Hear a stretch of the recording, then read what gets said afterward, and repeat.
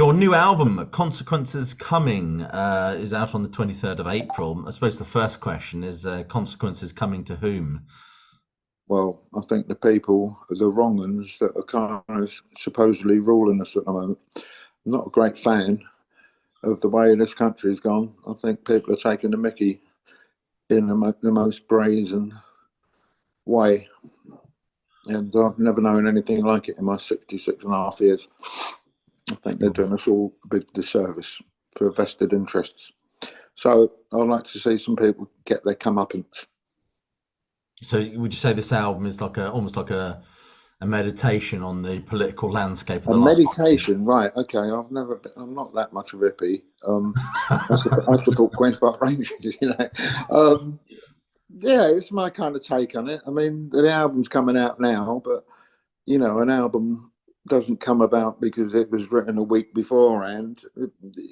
Some of the songs were written a couple of years back, and you get winded the way things are going. I mean, I did hope that this album was going to be out halfway through last year, with the whole Johnson debacle going on, but it hasn't gone away. I think it's still pertinent, really, Right. Hopefully people pick up on that. Yeah, I I'm not wasn't. a sort of tub thumping kind of Tarek Ali, Billy Bragg type guy, but I think as a songwriter, you got to reflect on what's going on around you. Yeah, Otherwise, it's all name. Otherwise, you might as well listen to Cloda Rogers. yeah. I mean, I was told about this album coming out a long time ago, and I put in a request for an interview a long time ago, but the can kept getting kicked down the road. Was Well, that? it was going to come out on Universal, and they mucked me around. So Okay. Well, I was listening to it last night and thoroughly enjoying it, but I was going to ask you about there's tried to tell you it's a great sort of doo-wop number on this oh album. yeah, I kind of threw that one in for a laugh. Yeah, I I think mean it's fabulous. that song. It can either be like a personal relationship song, but also, if there's a march going, I'll go out on these days. I think the best thing we can all do is stand up and be counted. But Yeah, also, normally going on these marches, it's quite a laugh. I've never really felt moved to do it before. But yeah, the million people, couple of Brexit's a stupid idea. I don't know what your politics are, but as a musician, it's really hamstrung the whole touring industry in Europe. For us, it's painted the country into a corner.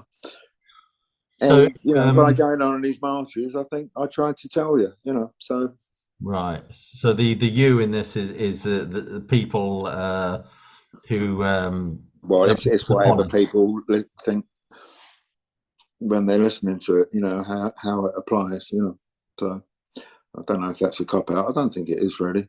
Nice. When you write a song, when I write a song, it's like you're trying to have a conversation and get your point across to one person in particular. But what that one person in particular is an amalgamation of all different experiences you've had Yeah. over your life, over the last few years, or a particular point in time. And it sort of comes out like how it comes out. But I was quite chuffed with I thought it needs something, and I've got a little studio at home, and I thought I'd have a go at doing that. Yeah. That's the Well, odd thing, I like what was it? Only Have Eyes for You by the Flamingos. So it's right. kind of, it's got that kind of feel to it, sort of I was lush. But enjoying it. Who's the singer on that? Are you doing the vocals on that? what the doo-wops? No, the album as a whole. Yeah, Who's oh no, it's supposed to be a solo album. I sing on it. no, I was really It's enjoying it. not Glen Matlock presents some other bloke. No, I thought it might be like a band you're in or something like that. You had some. Well, no, it's a solo album, but Yeah. with the guys that I play with semi-regularly are all available at the time. I mean, there's some cool people on it. Chris Musto plays drums Yeah. on most of it. But Clem Burke plays on a couple of tracks. Yeah. Got Elf Slick from Bowie and John Lennon playing a lot of lead guitar on it. Neil Yeah. X. I went to see the opening of the Clash exhibition at the Barbican Okay. a couple of years back, and I bumped into Roy, and I was about to start recording. I said, "What are you doing tomorrow?" He said, "Nothing really, Glenn." I said, I thought you'd be busy. And he said, well, people always think I'm really busy. And I ain't. I said, well, I'm starting doing some recording. We'll come play some bass with me. He said, I'd love to. So he's on it. He Okay, played bass on the excellent. record, you know. And I kind of did a couple of bass things myself. I strum the rhythm guitar. Got a guy called James Hallowell plays Yeah, keyboards on it. yeah. And there's a guy called Hot Eye who wrote the Kill Bill theme tune, who's like the Jeff Beck of Japan. Oh wow. Um, he plays on the track as well. In fact, there's a song we co-wrote on it, which is that something about the weekend one. So you know, Okay. a lot of songs are where I am sociologically and politically, and some were just kind of fun things to do with whatever Yeah. takes your mind at the time. So, What is it? but there is. I know you know the album's coming out at the end of April, but there's 23rd of the April. Head Yeah. on the Stick song's coming out this on the 27th. So I'm not sure when your thing's going out, but It's embargoed until the 27th, I think. yeah, well, that's when the single's coming out. So Right. So the that's Head when on the Stick one. I'll record it and send it out then. Yeah. There's a track on here actually. I step in the right direction. I'm wondering whether or not right here is a bit of a pun on the country shifting to the political right, or am I No, barking up I the hadn't tree? even considered to me, and I'm thinking to myself, oh I'm dear, I barking up hope the wrong people tree don't then. get. I, I hope no, it's like the correct direction. But that song's not one of my political ones. It's It's a good you one know, though. more of a relationship song. Yeah, it's got a Yeah. good feel. The one I like really is speaking in tongues. Oh, that's great. Yeah. To me, that riff it could be something off of Let It Bleed or Goat's Head Soup. Yeah. Yeah, absolutely. A Head Yeah. on a Stick then. Who's what's that one about? What do you think?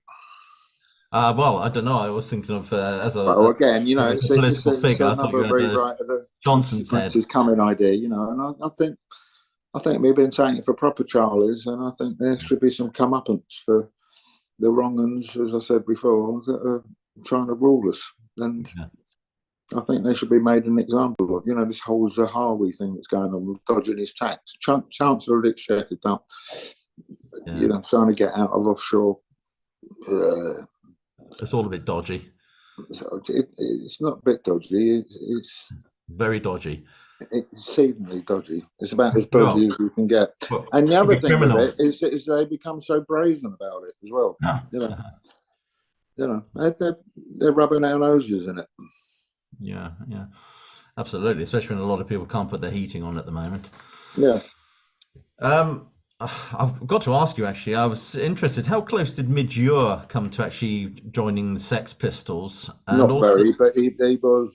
What had happened was that I don't know, late '74, very early yeah, '75, probably '74. I can't remember all the exact dates, but Malcolm Mclaran and Bernard Rhodes went up to Glasgow together. They used to be a bit of a double act yeah, to do something. I don't know why. And they popped into a music store in Glasgow. yeah, And the Sex Pistols were looking for a singer back then. And back then, everybody but everybody had long hair, sideburns, wore a greatcoat and flares, right, right?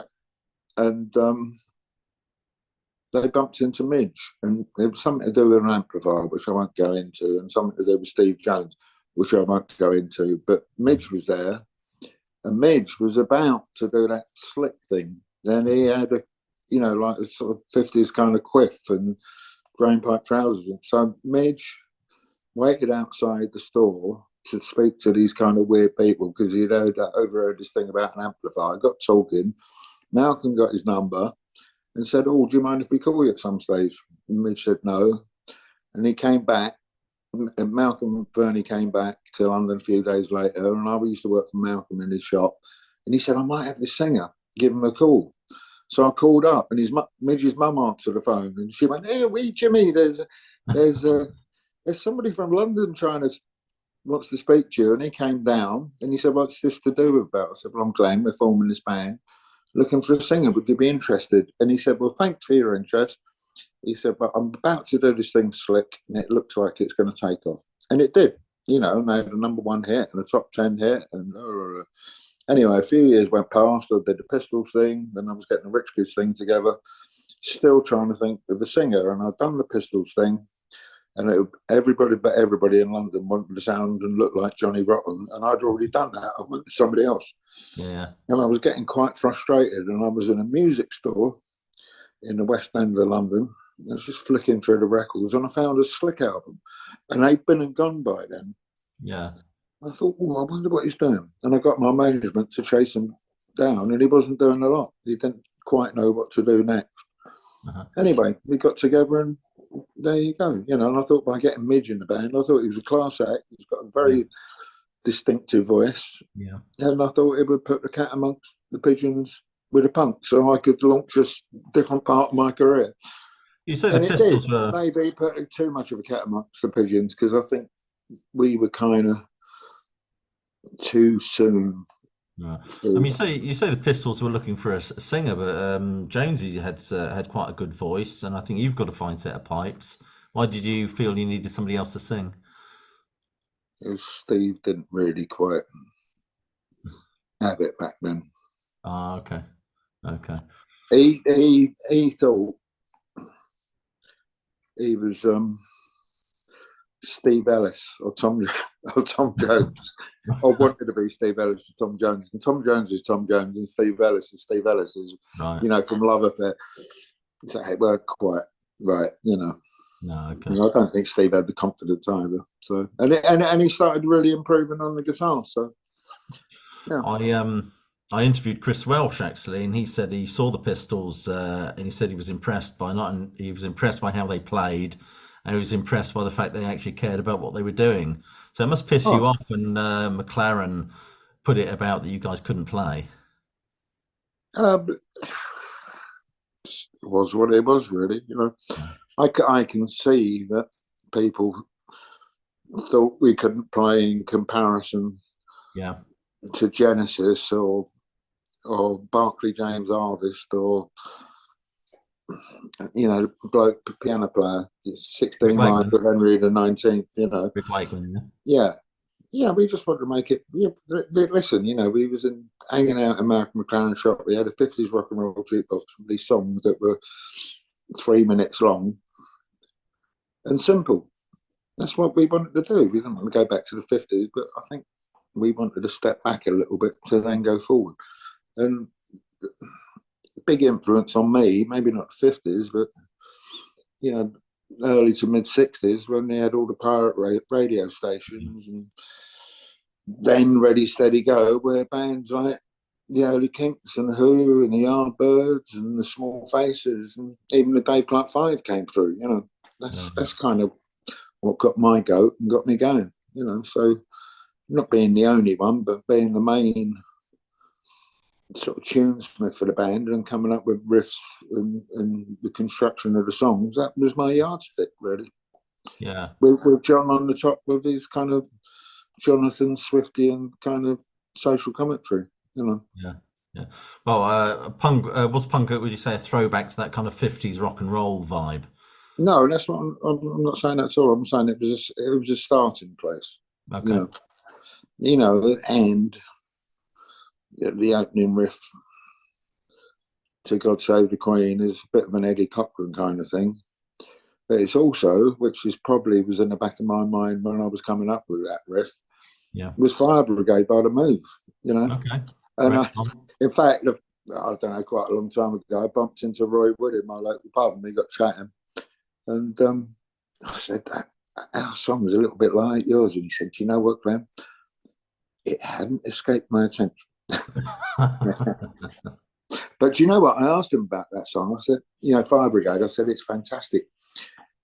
And he said, I said, how did that come about? He said, well, we all came down from Birmingham to do a recording session the next day, and we didn't have a song. He said, all the guys wanted to go out clubbing. He said, and they locked me in the room where we were staying. They went out to the Knights of St. James or the Speakeasy or something like that.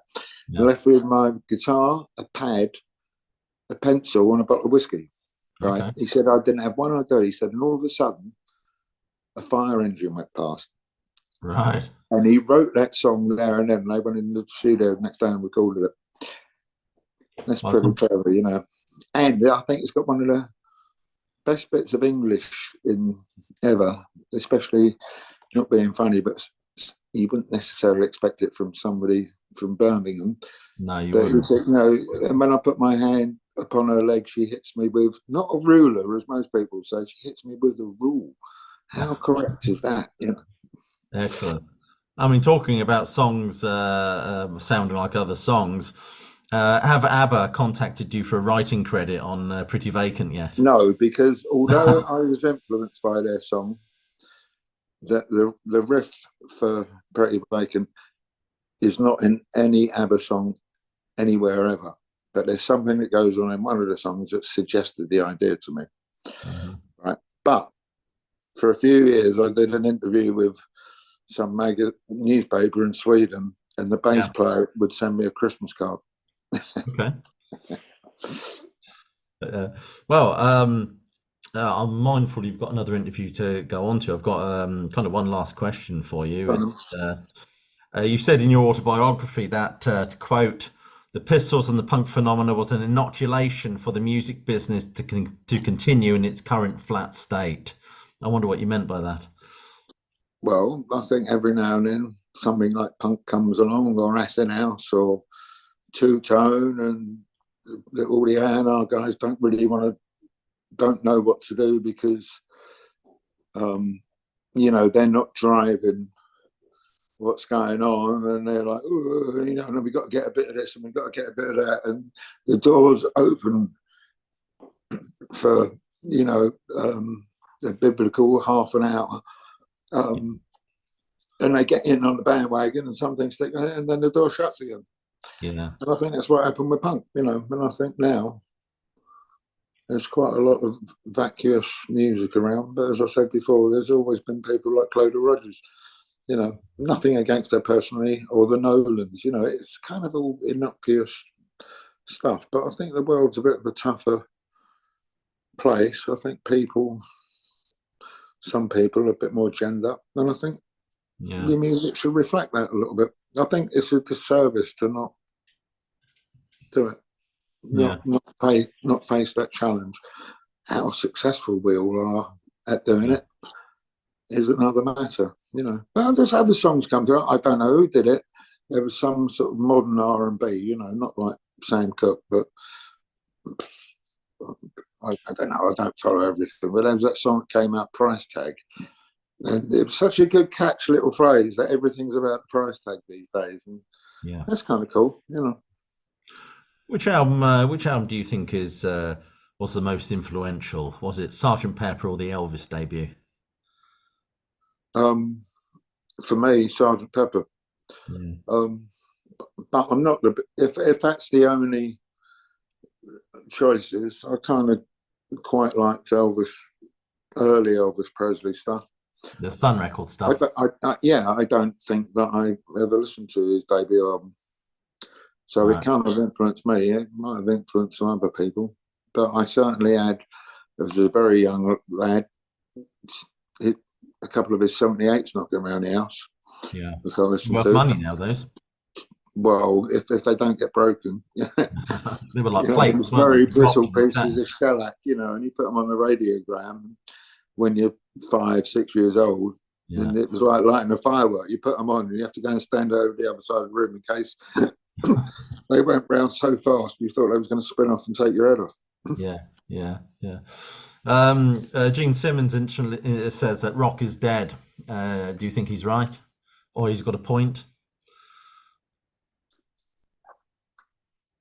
I think he's talking about the music industry more than it doesn't. Well, maybe it depends like the Beatles and that. Maybe, but I think what's happening in it is it's become more corporate, and big bands are getting even bigger, and smaller bands are struggling. And if you're in the middle, which I think I am somehow, you kind of whistle. You have to do everything off your own back, which I've kind of done with this album. But you do it anyway. It's what you do. If you're a fisherman and you don't go fishing, and if you're a painter like your missus and you don't paint, or you say you're like that, you're full of shit. And if I'm a songwriter, if I don't write songs and put them out, it's my kind of raison d'etre, really. So he might be right, he might be wrong. I don't know, but we'll just do it anyway. Absolutely. Glenn, thank you so much for taking the time to talk with me this morning. All right, mate. Yeah, thanks for your time. Your new album, Consequences, coming out on the 23rd of April. If I can find a pre-ordering link or a link for it, I will stick it under the... Yeah, I'm sure you will get one. I'll make sure you get one. So. Sure. And Head on a Stick is out. What's the date for that one being released? It's out in a week or so. It's out on the 27th of January. Okay, I'll make sure there's a link for that as well. Yeah. Cool. Thank you so much. Enjoy the rest of your day. I know you've got other interviews to do. You might have time for a cup of tea before the next one. Well, I've got a standby one. I'll just put another inch of hot water in it, and it will last me till lunchtime. You're well prepared then. Yeah. Thank you so much. All the best, mate. Bye-bye. There you go. Thanks. Bye. Bye.